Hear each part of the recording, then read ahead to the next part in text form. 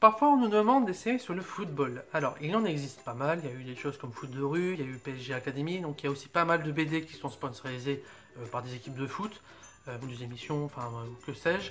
Le problème, c'est que, faut reconnaître qu'il y a quand même beaucoup de choses qui sont pas terribles, hein, qui sont faites parce que, voilà, faut sponsoriser un événement sportif, etc.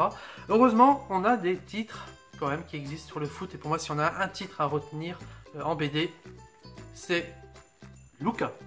Alors, Luca, c'est une histoire qui pour l'instant compte 5 tomes.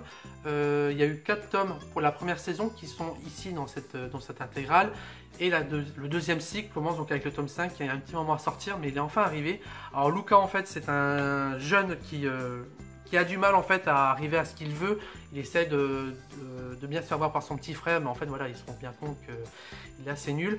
Il va intégrer une équipe de foot pour essayer de devenir un joueur, mais voilà, encore une fois, il a du mal. Et en fait, il va se rendre compte qu'il est le seul à voir un personnage qui est ici, qui est en fait un fantôme, qui est un ancien joueur de cette équipe qui a disparu. On ne sait pas pourquoi. Ça fait partie des intrigues de la série, de savoir qu'est-ce qui est arrivé donc, à Nathan, alors qu'il était jeune en pleine santé.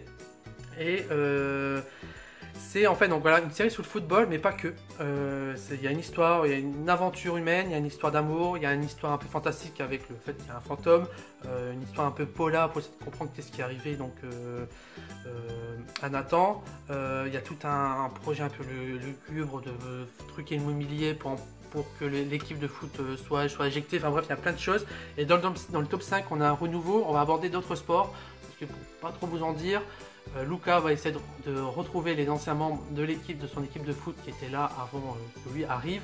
Et en fait, le truc c'est que chaque joueur fait maintenant un autre sport. Donc ça va nous permettre d'aborder plein d'autres sports tels que le basket, le tennis, etc. Donc c'est vraiment une excellente série jeunesse sur le foot.